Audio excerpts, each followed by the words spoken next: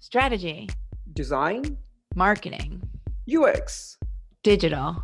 development.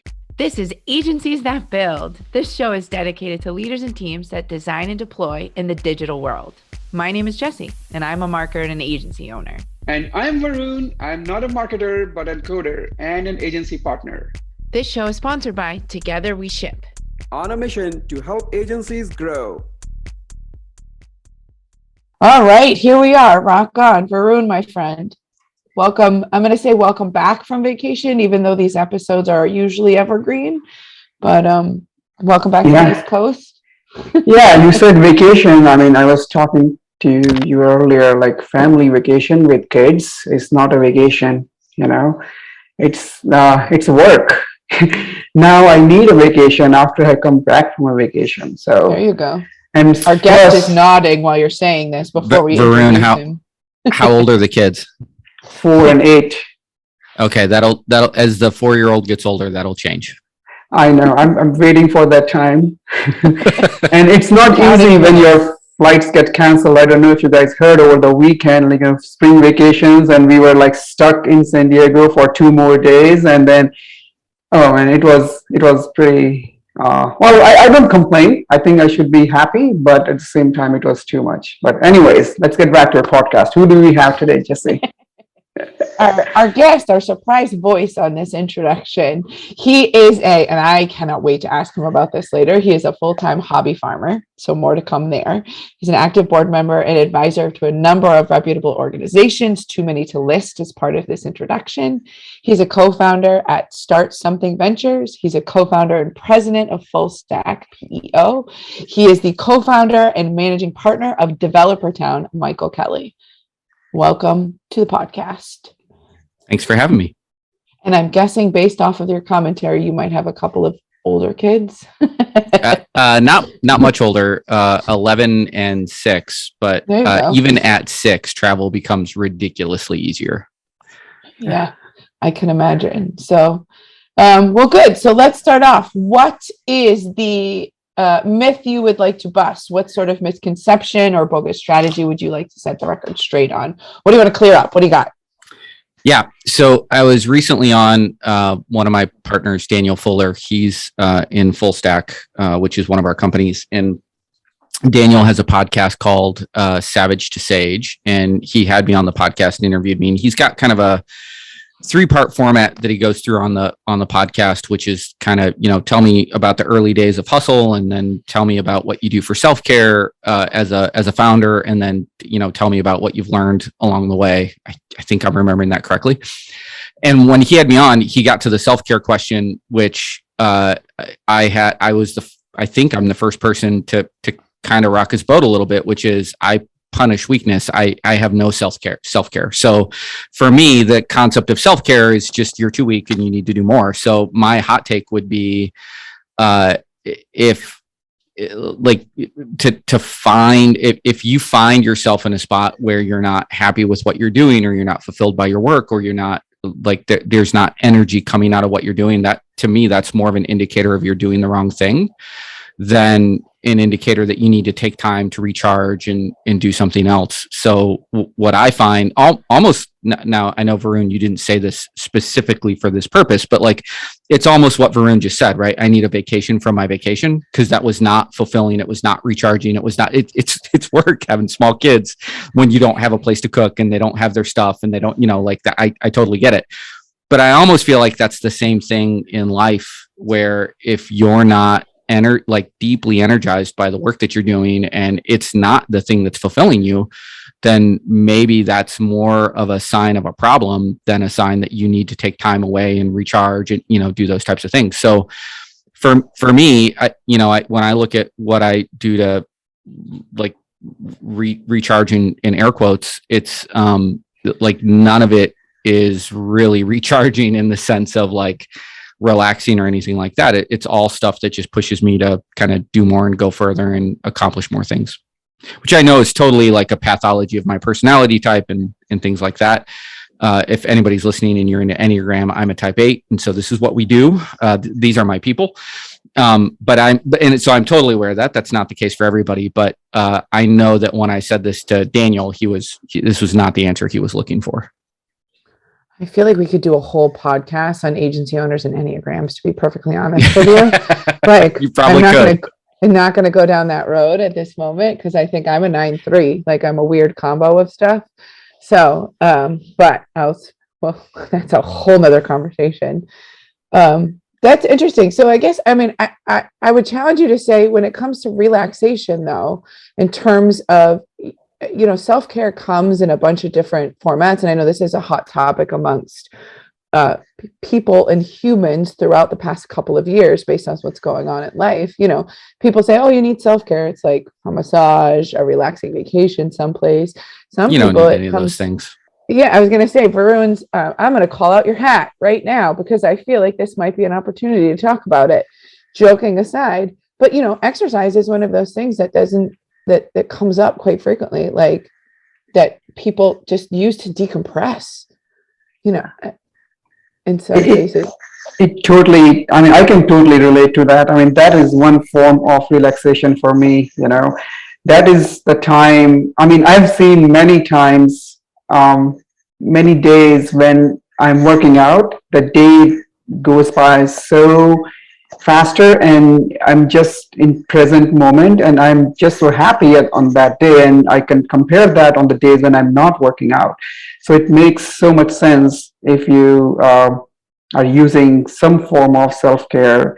It could be anything. So I can totally see that happening. It's the idea of, back to your original point, like if you feel like you need a break from work, Michael, it's maybe you're not doing the right work.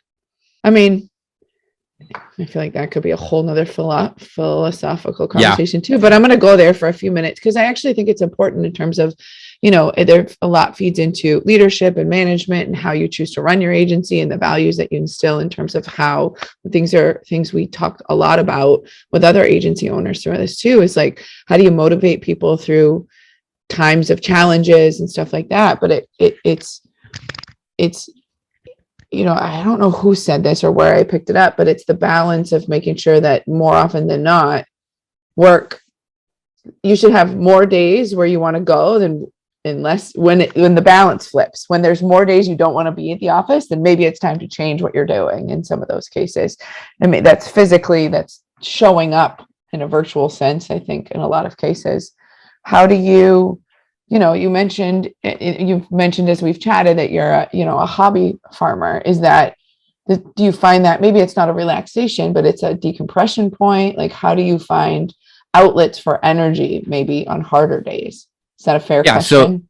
So it is, and I'll unpack it a little bit, but I think I have an interesting perspective, and I'm going to share an entrepreneurial story just super briefly, just to share like a glimpse of how I view the world. So are you guys familiar with JW Marriott, the founder of Marriott Hotels? Anything about his background? Okay. No. So Marriott was an immigrant to the United States. He actually started as a sheep herder.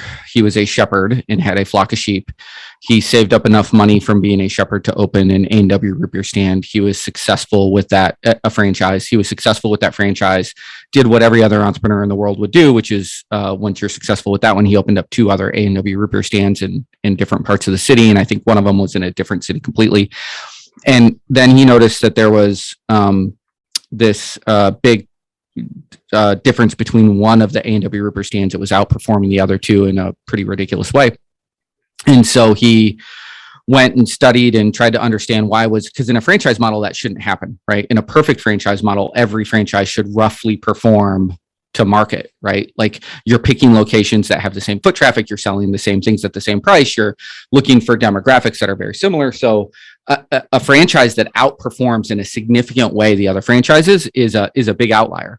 And so he wanted to understand that outlier. And so he went to that franchise and sat in the back of the store and realized that there were a bunch of people pulling up in cabs, purchasing food and getting back in the cab and leaving.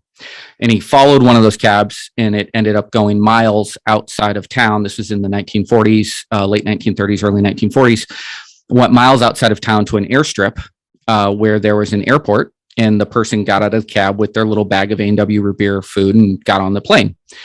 Now, this is where it gets interesting. This is still when airplanes fell out of the sky, so air travel is still pretty dangerous, which is why they were so far out of the city, right? It's not like today where you can get off a plane and within 5-10 minutes, you can be next to civilization.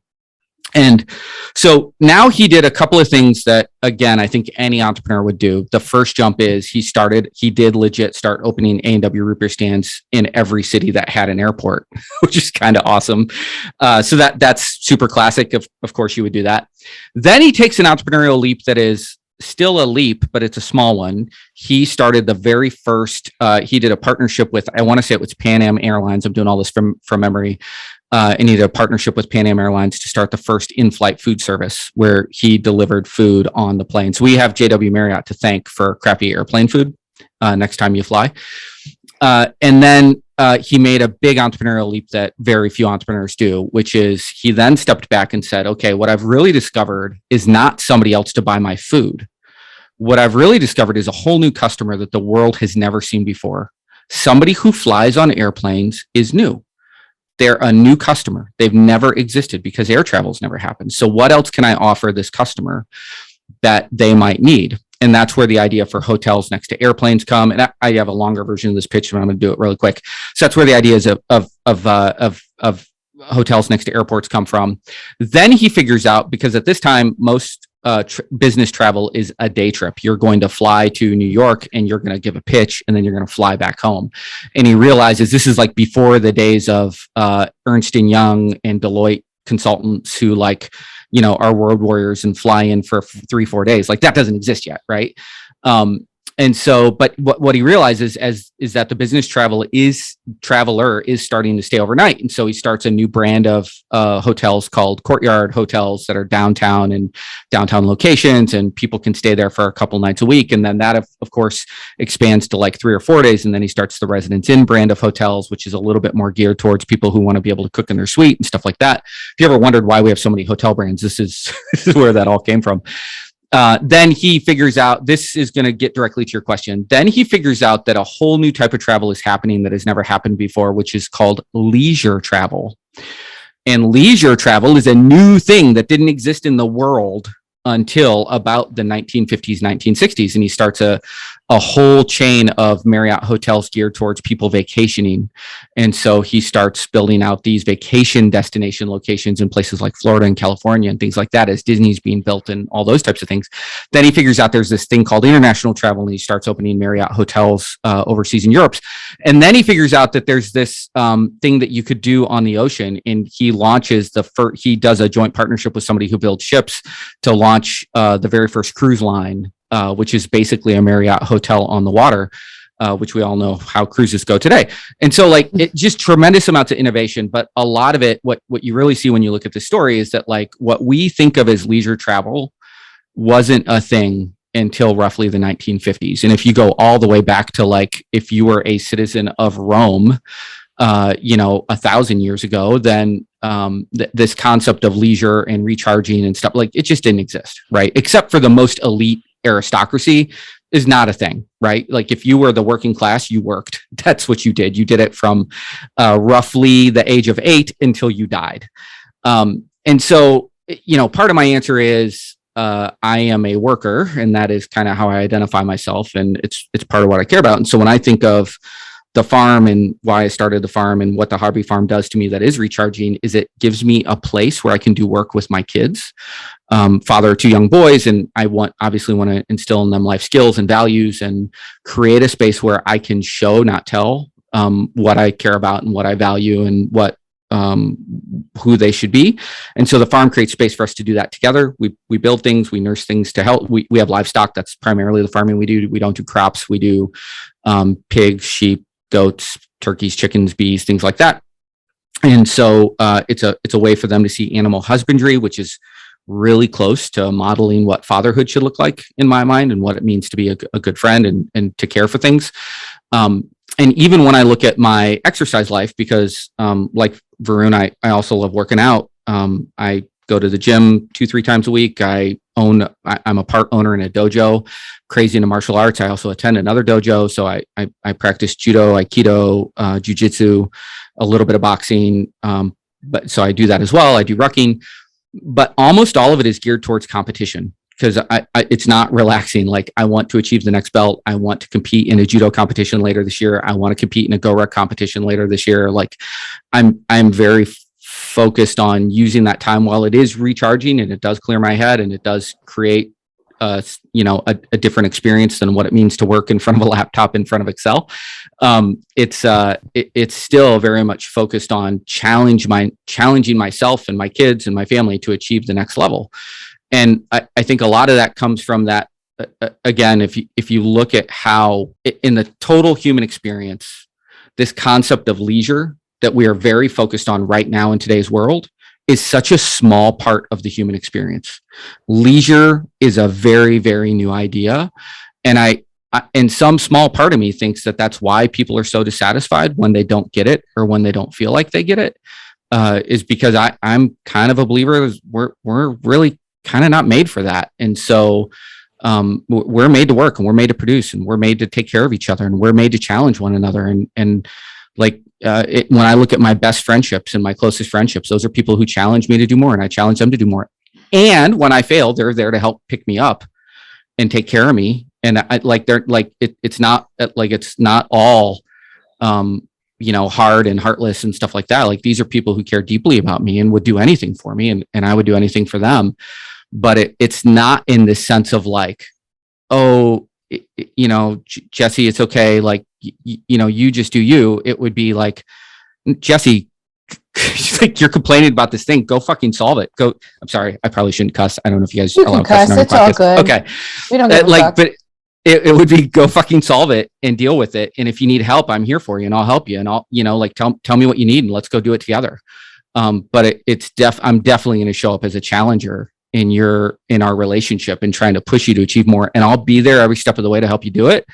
But it's not okay for you to just be okay with the status quo and complaining about it. There's like so many things I want to react to in what you said in that.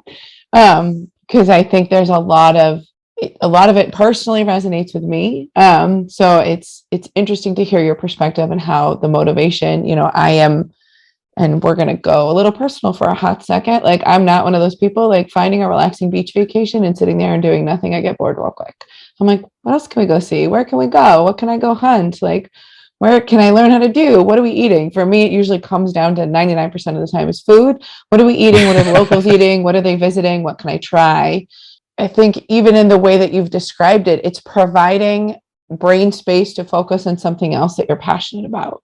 And I think that's where, to take it back to what you had originally said, is it's relaxation is kind of an interesting word in some cases, because the perception is that calm, cool, like chill, but everybody's relaxation looks a little bit different from, and it's an interesting challenge for even agency owners. And I think in COVID, let's kind of talk a little bit about, I wanted to, and we'll backtrack for a minute, but the idea of having team members who work for you and building culture and building motivation and, really building a place where you want people to come and be at work and be their best selves and challenge each other.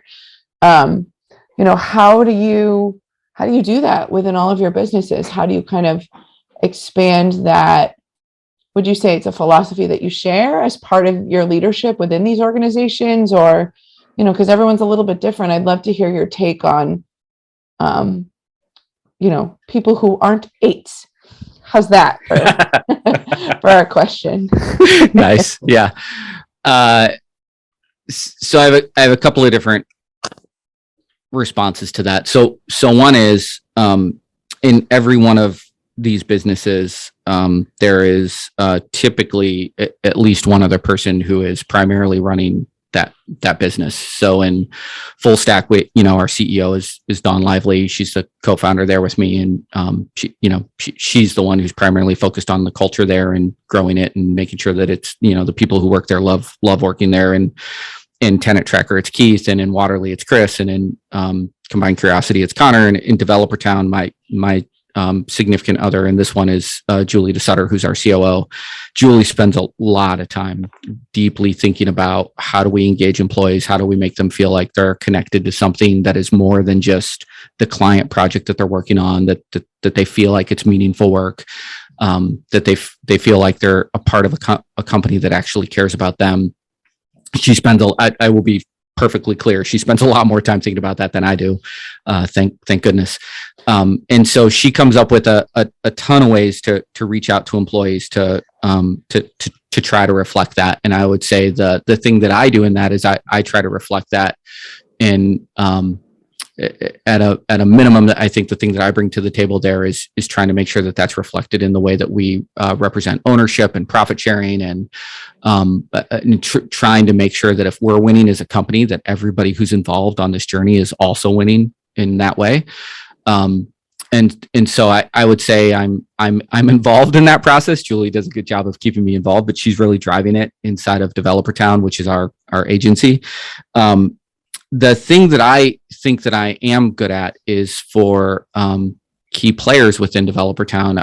I try to take time to form a personal relationship with them and share with them, my philosophy for what it means to be engaged, and understand what they want out of their time here at Developer Town, and better understand how, we can provide that to them. And so I think when you step back and you look at the systems that we put in place to engage our team and develop culture and make sure people feel cared for, I think Julie is very, very much better at that than me. And then as an introvert who is much more geared towards one-on-one personal relationships, I think I'm pretty good at developing a direct relationship with key people within the company and making sure that they feel valued and honored and taken care of, and that they can help shape the future of this company, which is what I really want, right? That everybody involved feels like they can put a dent on this company, in this market that we work in, and with the clients that we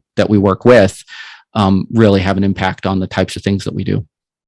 So doing impactful work, and you talked about how to help team understand or realize that they are doing a meaningful work. What does the meaningful work look like? What does, agencies talk about, culture and, doing work which is impacting the society, the culture and everything. But what does that mean to you guys? Because does that mean that you are turning down projects that are not right fit?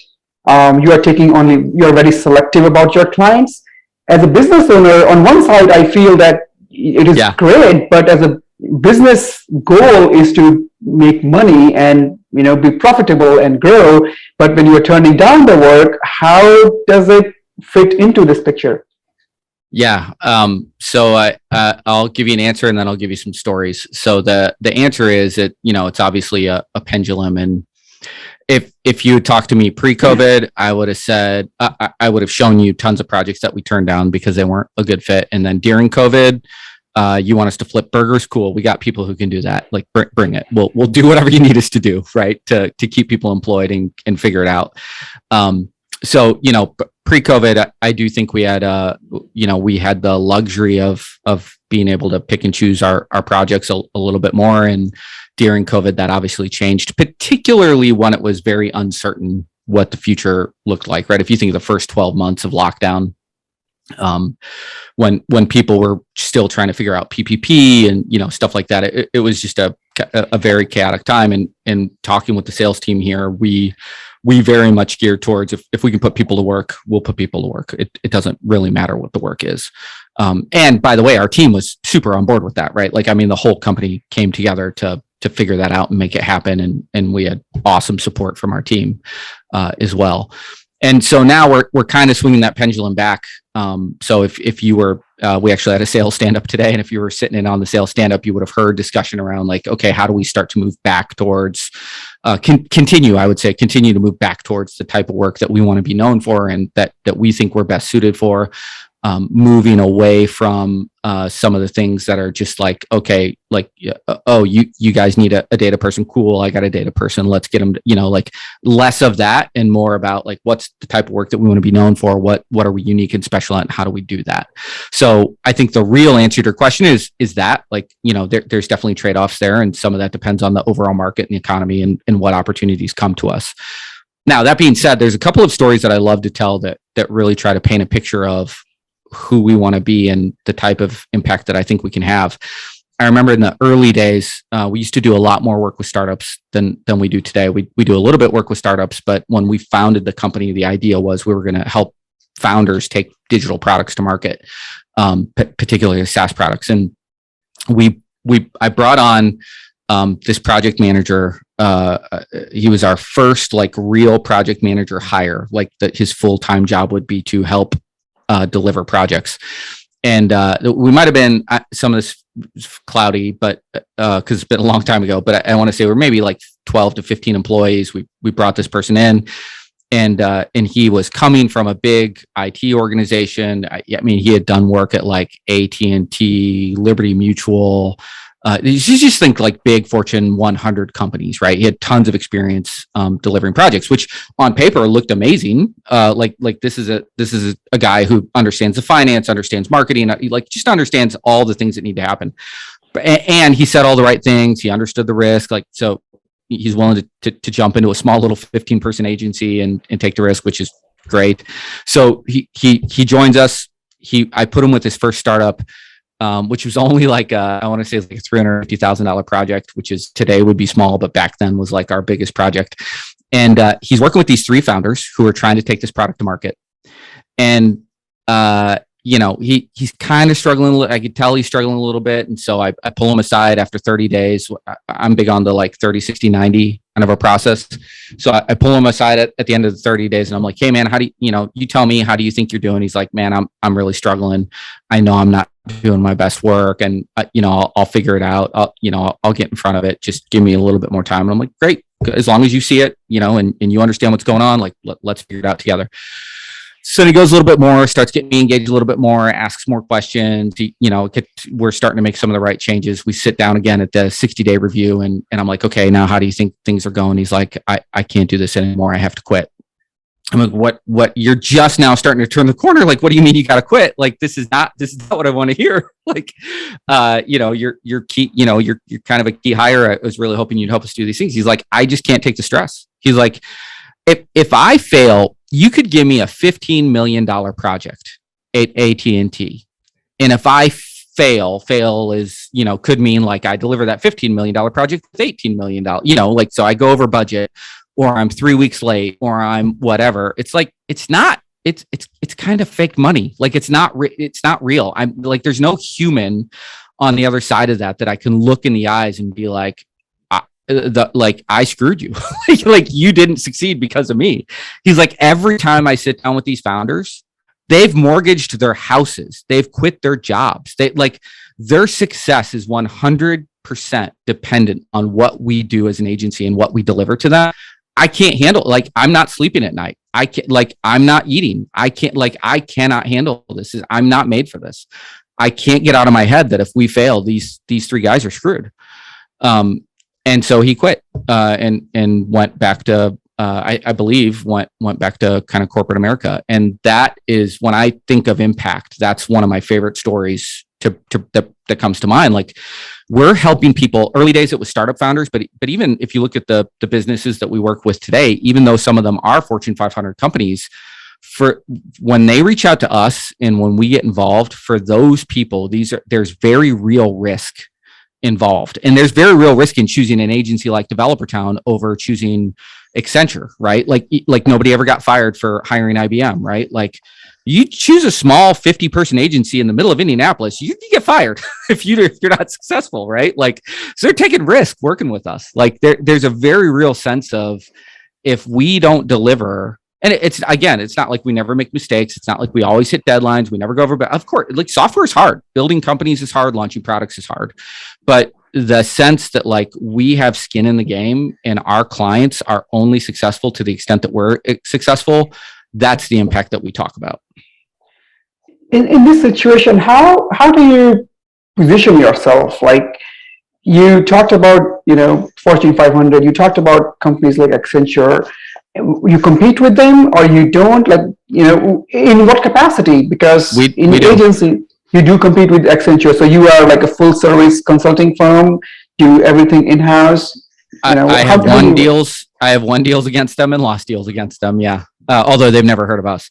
But so for us, what I would say we focus on, what I want to be the best in the world at is helping companies build and launch new digital products. And when I say build and launch, that's from an idea on a napkin to the customer discovery, to positioning, to building the product, to launching a minimum viable product, iterating in the market with early adopters on that product to actually get product market fit.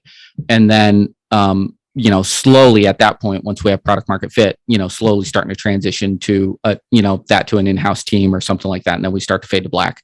The reason why I think all of those things are interesting is because it requires the full breadth of services that we care about, which are, the design, marketing, not from the sense of like, we don't do like marketing, like we don't do campaigns, we don't do digital marketing, we don't do any of that stuff, but from the sense of like, to build a product, you need to understand a market, you need to understand your customer, you need to understand the competition, you need to understand the context in which you're building and deploying this thing. And all of that should feed into the personas of the buyer and the user. And all of that feeds into, the product roadmap and who you need to compete with and how you build a defensible moat around the intellectual property or data or customers that you're bringing on board, or, whatever the case may be.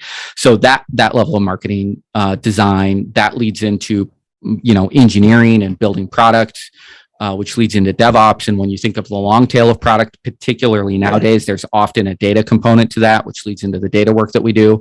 So when you look at a new product launch, it engages every element of what we do as a business: design, marketing, software development, engineering, data science, all the DevOps, all those things. And we want to be the best in the world. We're not yet, I think we're good, but we could get better at building and launching new products. And so that's the thing that we want to focus on. If you've got a product that's been in production for 3 years and you're just looking to shift maintenance from one team to somebody else, not us. Don't call us. We're probably not going to be a good fit for that, because you don't need all the things that we do. Right? Like you may need a programmer, you may need somebody to do a refresh on design somewhere, but like it's not the same as saying, hey, I have an idea. I think our customers might want this thing. How could we prove that? How could we take something to market with a small enough risk profile to test that out? And then if we're right and it's successful, we could blow that up into a big market changing opportunity. How big are you guys currently? You're 50, 55 people? Yeah, we're just under 50 full-time employees, and then we probably have another 20 to 25 subcontractors who work with us at any given point in time. We work under a philosophy that we kind of always want, one, strong partners, so we can kind of flex up as we need to when opportunities come along. But also it's a little bit of a risk management thing where, if we had a large project and in like, 4 to 10 people hit the bench all at once, we don't want that to be 4 to 10 of our people.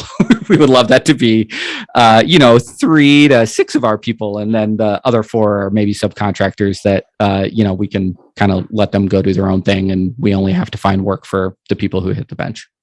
How has that experience been working with contractors? Because that is something, we're seeing more and more after especially COVID. Like earlier, there used to be people around the country, but now they started talking about nearshoring because of the rising salaries and expenses getting higher and higher. How do you deal with that? How do you approach that? And how do you mitigate risks working with contractors? Yeah. Couple of answers. So most of the people we've partnered with, we've been working with for years. So if it's a firm, I could rattle off some amazing agencies that we work with: Test Double, Bendy Works, Engineering here in Indianapolis, Eighth Light in Chicago, just a handful that come to mind that we have long multi-year relationships with, where our people work on some of their projects, their people work on some of our projects. We know how they work. We share values. We share technology stacks like that. Like these are some of the best people. Love them as humans, love working with them, and our teams, when we're working on their projects, our team feels appreciated, and I hope the same is true vice versa. You look at BendyWorks, we recently brought one of their folks onto one of our projects, and I think it was the second or third time that person had been on a Developer Town project. So just a lot of experience when you develop deep relationships like that. So that would be one answer. We also, this was something Julie DeSutter, my COO, pushed hard for years ago. I want to say it's been 5 or 6 years now. We have nearshore employees. So I want to say we have like 7 or 8 nearshore employees right now. They are employees. We think about them, talk about them as employees. They are technically employed by somebody else over there. Think of it as like a PEO or a consulting company, but they're our folks. We pay a fixed rate for them. We don't think of them as staff aug. We think of them as our folks. They get Developer Town swag. They get invited to things. We do all that stuff. That was a really smart move. I mean, it was a smart move 5 years ago, 6 years ago. It's a really smart move today, to your point. And those folks are amazing. Like that. I mean, they challenge us just like other employees would. They want to grow and skill and experience and take on new challenges. And so I think that was a really smart move on Julie's part years ago, and pushing for that. And we've seen the benefit. We saw the benefits then, and we see them now. We continue to see them now. So I mean, what our goal is when we start a new relationship with a partner like that is we want it to be a long-term relationship. We're not looking for like, think of it like a classic staffing company, right? Like, we're not looking to bring somebody in, put them on a project for 3 to 6 months, release them to the wild and let them go do whatever, and then never see them again. It's just not who we want to be. It's not the type of work that we want. We want to work with people for the long run. So we kind of know what we're getting. How would you qualify them? Like, because I mean, I wonder, like, you chose few agencies, you chose nearshoring company 5 years ago. Do you remember what process did you follow, or how, if you were to do it now, what would you do? Like, how would you make sure that, because there are so many companies out there, it's hard to find the right team. Yeah. So a handful of answers to that. So for the nearshoring process, we actually, I remember the spreadsheet.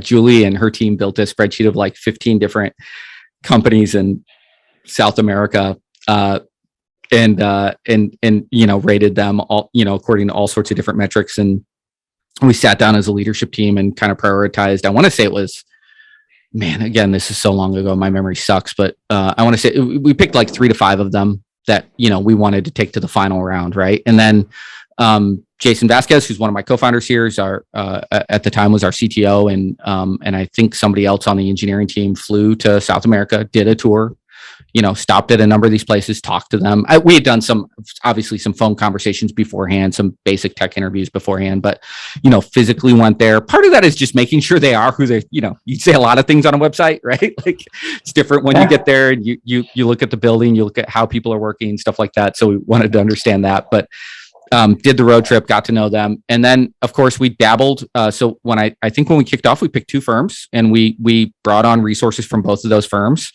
had a okay experience with one, but a great experience with the other. And that just sealed the deal. So where we had the great experience, we leaned into that relationship, haven't looked back.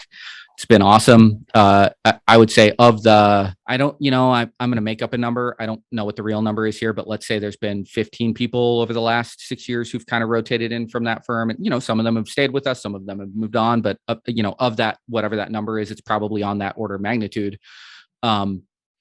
Every single one of them has been great. Maybe there was one that we were like, ooh, that's kind of not as advertised. You know what I mean? Like, every single one of them has been great. And most of them are kind of, like go-to folks on our team. Like I think of Joel and Javier, like these are some of the names of like, when you talk to our team, or like, who are the people you're going to lean on in this situation? These are the names that come up. It's freaking awesome. So I'd say that's how we did it on the nearshore side. With our other partners, I was lucky enough to fall into a group. There's a couple of agency groups out there. One is called Cluster. One is called OpsConf. A big Venn diagram overlap between those two, but a bunch of agencies that share values and get together to share ideas and stuff like that. I fell into those two groups a few years ago and met some other agency founders, and so was very quick to see where there was shared alignment on values. And I would say that's a big part of what makes those relationships work, right? Like, so you just take, for example, a project that goes south. Everybody has had a project that's gone south, right? Let's say you get an angry client and now you're stuck in a situation where you're like, okay, we could do nothing, just let this go the way of the buffalo and die off and, whatever. Or we could step up and we could say, hey, look, you know what? You're right. We have shared ownership of this problem. We weren't faultless. Here's what we're going to do on our dime to make this right. Or you could go down the path of potentially even returning money or, whatever, or God forbid, go down the lawsuit path. Thank goodness I've never chosen that door. But even just that conversation of like, hey, here's what we're like. Yes, we're culpable in this too. We made a mistake, like nobody's perfect. We made mistakes too. And here's what we're willing to own in this. And this is what we'll do to help make it right. So just think of that conversation. When you've got the right partner and you show up to your partner and you say, hey, this is the situation. This is what the client did. This is what we think we did. This is what your employee did as part of this team. Here's what we want to do. Now, we would never say, here's what this means you have to do. We would say, how would you like to support us in that? Never with any of these firms has it never not been a conversation where it's like, yeah, if you think that's the right thing to do, that's what we're going to do. That's what we are going to do, right? Like, we're in it. We're there to support you. Like, let's go do it. That sounds like good judgment. So that's the values alignment. Like, once you have that, like, that's the most important thing. It means you also know that they're probably going to hire people with the same filter that you have. They're probably going to retain people with the same filter you would use. They're probably going to promote people with roughly the same filter you would use. Again, might be different technology stacks, definitely different job markets, but you get the idea. And so when you do that, it dramatically de-risks that decision to say, okay, we need 5 people for this project, but we only have 4. Let's reach out to engineering and ask them if they have somebody who's available. You could feel pretty confident, 80 to 90% confident that whoever they give you, whatever name they give you, is probably going to be a good fit. And if they're not going to be a good fit, they're going to disclose that in advance. They'll say something like, hey, you said that this was Kotlin work, and I have a developer who's done Kotlin, but it's all been on Android. None of it's really been back-end Kotlin. So we think they're a senior engineer, and they've, and they have touched Kotlin, but we just want to be super clear. They've not done that. Are you still okay? Do you still want them? Like that, man, you just found yourself a winning partner, right? Like, that's exactly who you want to work with. Yeah, that's so true. I mean, I totally can see we've had some experiences ourselves working with partners, and you can quickly see when you don't get aligned, right? When the values are not matched, when they are not owning their mistakes, when they're running away from things that they accounted for, but like, this is not going to work. You also talked about few things you do differently in your company with the open books concept, right? So talk to us about that. Like, how does that work? And in that concept also, when you work with other agencies, how does that play a role? Like, how does the finance work when you work with the agencies? I think I'm asking two different questions, right? Yeah. So let's do one at a time. Yeah. Well, first, shout out Jack Stack, great game of business. If you're exploring open book accounting at any level, go read that book. Fantastic read. Even if you're not exploring open book accounting, go read that book. It can be kind of depending on where you are in your own entrepreneurial journey, it can be a pretty big game changer. Now I call that out specifically to say we're not quite that open books. Like, none of our employees have access to QuickBooks and can do their own reporting and stuff like that. So what we talk about pretty much once a quarter, we do a financial review. That's the only exception to this in 12 years is we did not do financial reviews in 2020, which was on purpose. They would have been bad. People would jump ship. That would not have been good. So we did not do that, but every year other than 2020, we do quarterly financial reviews. And so what that looks like, we talk about top line revenue, we talk about cost of goods sold, we talk about expenses, and then we talk about profits. And we do an annual profit sharing plan. So everybody's going to know what the profits are at the end of the year anyway, right? Because we do profit sharing. And so we want people to understand, well, one, we want them to understand the core unit economics of this business, right? We get paid in billable hours, and that means these types of things, and that's what drives revenue. And every year, when you see us fall off a cliff in Q4 because of Thanksgiving and Christmas and stuff like that, like turns out that happens that's not unique. That happens every year. I think in 12 years we had one Q4 where our revenues went up. Every other 11 other years, it's gone down in Q4, which is, I think, true for almost every agency. Because we get paid in billable hours, right? Like that's how that works. People take time off. It means we don't get paid. So we want people to understand that. And so we talk about those things. We talk about expenses. We talk about cost of goods sold. We want everybody to understand kind of what this business is and how it's successful. And so that's kind of the first thing we talk about. Then we currently have some incentives tied to some of those things. Like we have a billable hours bonus that we pay out quarterly. We're actually in the process of changing that. We think we could be a little more sophisticated than the way that we are now, and potentially tie in other things. Think of more of like a balanced scorecard. That's a phrase that Julie is very big on. That you don't just want an incentive that is so perverse that it leads to the wrong behaviors. You want to make sure that you're balancing that against other things that are valuable to us as a company and to our clients. And so we're in the process right now of kind of redesigning that billable hours bonus to say what are some of the other things that we could take into account to make sure that we're delivering the best product to our clients, which isn't always billable hours, right? And so we'll probably reconfigure that a little bit, but just this idea of we want to make sure everybody in the business knows how we make money.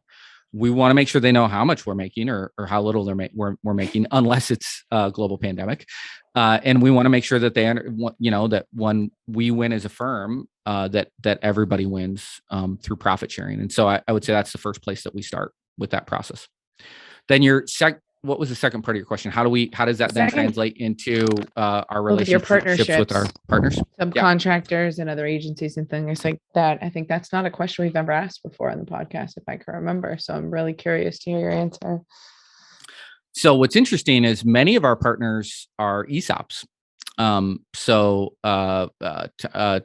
Test Double is an ESOP. Engineering is an ESOP. I know that their Eighth Light has employee ownership. They're not a ESOP, but they do have an employee ownership program. We have an employee ownership program. So when you think through like the part, so again, going back to shared values, all of these companies are doing the same things. And they may not be doing them the same way, but because the values are the same, their employees understand the unit economics of consulting. Their employees understand what it means to be profitable. Their employees understand what the impact of an unhappy client is long term.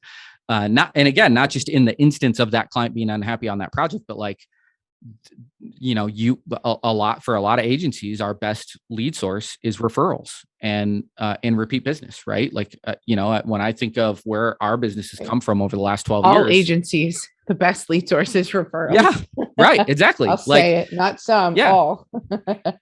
So when you have a unhappy client, it's not about that client right then in that moment, right? This is a seed that has been planted. Is this seed going to bear fruit? Or is this seed going to bear weeds?